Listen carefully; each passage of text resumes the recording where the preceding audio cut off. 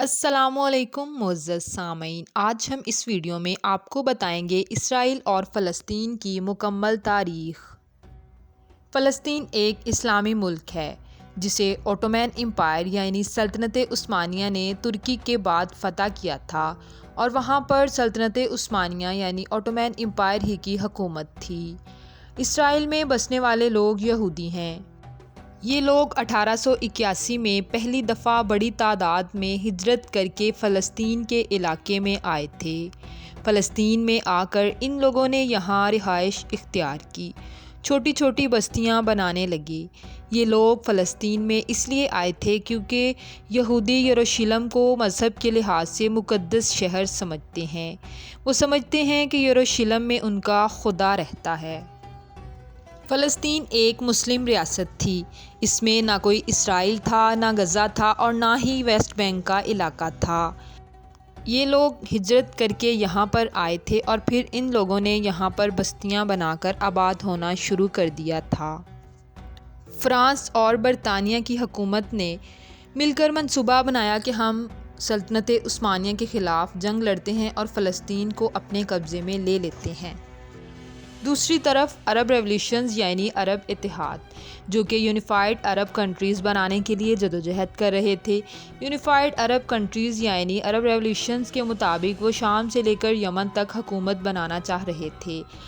اب برٹش کی حکومت عرب ریولیوشن سے کہتی ہے کہ اگر آپ ہمارے ساتھ مل کر سلطنت عثمانیہ کے خلاف لڑتے ہیں تو فلسطین کا علاقہ ہم آپ کو دے دیں گے۔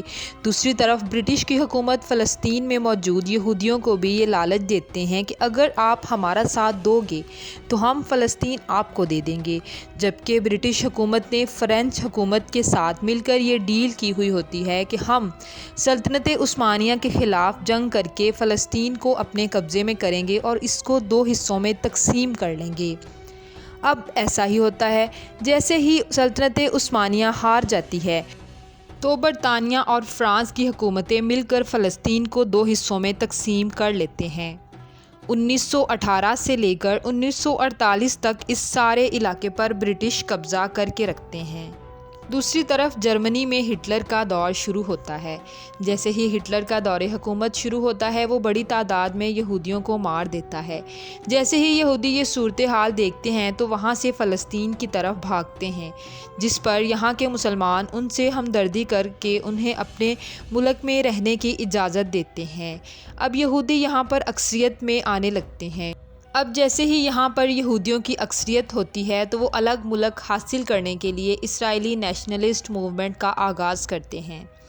فلسطین کے مسلمان یہودیوں کی بڑھتی ہوئی تعداد کو دیکھ کر پیلسٹائن نیشنلسٹ موومنٹ کا آغاز کرتے ہیں اور اپنے ملک سے ان لوگوں کو نکالنے کی منصوبہ بندی کرتے ہیں، جس کی وجہ سے 1948 میں برٹش حکومت تو فلسطین کو چھوڑ کر بھاگ جاتی ہے، مگر اس ملک میں اکثریت تعداد مسلمانوں کی اور ہجرت کر کے آئے ہوئے یہودیوں کی ہو جاتی ہے۔ اب یہودی بھی اس ملک میں کافی زیادہ تعداد میں ہو جاتے ہیں، جس کی وجہ سے یہ ذمہ داری یونائٹڈ نیشنز کو دی جاتی ہے کہ مسلمانوں اور یہودیوں کو الگ الگ علاقے الاٹ کر دیے جائیں۔ یونائٹڈ نیشنز 1947 میں UN پارٹیشن پلان نکالتی ہے، جس کے تحت 55% علاقہ یہودیوں کو جبکہ 45% علاقہ مسلمانوں کو دے دیتی ہے، جو کہ سراسر زیادتی ہوتی ہے۔ یروشلم، جو کہ مختلف مذاہب کے لیے مقدس سمجھا جاتا ہے، اس کو یونائٹڈ نیشنز اپنے انڈر لے لیتی ہے۔ یہودی اس منصوبے کو خوشی خوشی قبول کرتے ہیں اور اپنی ریاست کا نام اسرائیل رکھ لیتے ہیں، جبکہ دوسری طرف وہاں کے مسلمان اور دوسرے مسلمان اس منصوبے کو قبول نہیں کرتے۔ اسرائیل میں رہنے والے لوگ ان علاقوں کی طرف بھی آہستہ آہستہ بڑھنا شروع کر دیتے ہیں جو کہ فلسطین کے مسلمانوں کو الاٹ کیے جاتے ہیں۔ غازہ اسٹرپ کا علاقہ مصر کے انڈر آ جاتا ہے، جبکہ ویسٹ بینک کا علاقہ جارڈن کے انڈر چلا جاتا ہے، جس کی وجہ سے ہزاروں فلسطینی عرب ممالک کی طرف آنے لگتے ہیں۔ اس کے بعد 1967 میں عرب اور اسرائیل کے درمیان جنگ چھڑ جاتی ہے، جو کہ 6 دن تک رہتی ہے، اور وہ جنگ بھی اسرائیل ہی جیتتا ہے اور غازہ اسٹرپ کو اپنے قبضے میں لے لیتا ہے۔ اب یہاں پر فلسطین کے مسلمان اپنے ملک کو ان یہودیوں سے پاک کرنے کے لیے دوبارہ 1964 میں PLO کی بنیاد رکھتے ہیں۔ PLO یعنی پیلسٹائن لبریشن آرگنائزیشن 1967 سے 1980 تک اسرائیل غزہ اسٹرپ اور ویسٹ بینک کو اپنے قبضے میں لے لیتے ہیں، جس کی وجہ سے اسرائیل کے یہودی آہستہ آہستہ ویسٹ بینک میں اپنی بستیاں آباد کرنا شروع کر دیتے ہیں اور مستقل طور پر وہاں رہنا شروع کر دیتے ہیں۔ ان بستیوں کو اسرائیل مستقل سپورٹ کرتا رہتا ہے، اسی لیے یہ بستیاں اب تک اللیگل سمجھی جاتی ہیں کیونکہ یہ مسلم علاقوں میں بنائی جاتی ہیں۔ اس کے بعد 1992 میں اسرائیل کے ایک وزیر اعظم یٹزک رابن PLO کو ایکسیپٹ کر لیتے ہیں اور یہاں پر پہلی بار اسرائیلی وزیر اعظم اور فلسطینی وزیر اعظم ایک معاہدہ کرنے کے لیے اکٹھے ہوتے ہیں کہ کیسے ہم ان دونوں ملکوں کو تقسیم کریں گے، جس کی وجہ سے 1994 میں فلسطین حکومت اسٹیبلش ہو جاتی ہے، جسے نام دیا جاتا ہے PNA یعنی پیلسٹائن نیشنل اتھارٹی۔ اس معاہدے کے بعد بھی اسرائیل کے لوگ ویسٹ بینک کے علاقوں کو چھوڑ کر نہیں جاتے اور نہ ہی ان کی حکومت اس بارے میں کچھ کرتی ہے۔ فلسطین کے مسلمان اپنے ہی ملک میں چند ٹکڑوں میں رہ رہے ہوتے ہیں۔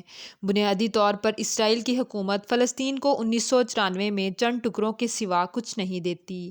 اسرائیل میں رہنے والے شدت پسند لوگ پورے فلسطین پر قبضہ جمانا چاہتے ہیں، جبکہ فلسطین کے لوگ فلسطین کو یہودیوں سے مکمل طور پر پاک کرنا چاہتے ہیں، جس کی وجہ سے ان ممالک میں اب تک کوئی امن قائم نہیں ہو سکا ہے۔ فلسطین میں ایک مسلمانوں کی جماعت حماس کا آغاز ہوتا ہے۔ اسرائیل اور فلسطین کے لوگ آپس میں ایک دوسرے سے شدید نفرت کرتے ہیں، جبکہ بات یہاں تک بڑھ چکی ہے کہ اسرائیل کے لوگوں نے فلسطین کے علاقوں میں نہ ہی صرف قبضہ جما رکھا ہے بلکہ وہاں پر دیواریں بنا کر انہیں دوسرے علاقوں سے بھی علیحدہ ظاہر کر لیا ہوا ہے۔ اسرائیل کے لوگوں نے فلسطین کے مسلمانوں کی زندگی بہت زیادہ تنگ کر دی ہے، جس کی وجہ سے ان ممالک میں آئے دن جنگ چھڑی رہتی ہے۔ اس طرح کی مزید انفارمیٹیو ویڈیوز کے لیے ہمارے چینل کو سبسکرائب کریں۔ شکریہ۔